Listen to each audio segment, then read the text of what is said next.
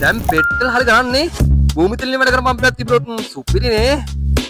කෘෂිකාර්මික ශේෂයෙන් වාටම විශේෂ භූමි තෙල් වලින් ක්‍රියාත්මක වන මේ වගේ can fly water පම්පයක් අවශ්‍යයි නම් මේ වීඩියෝ එක මිස් කරගන්න එපා.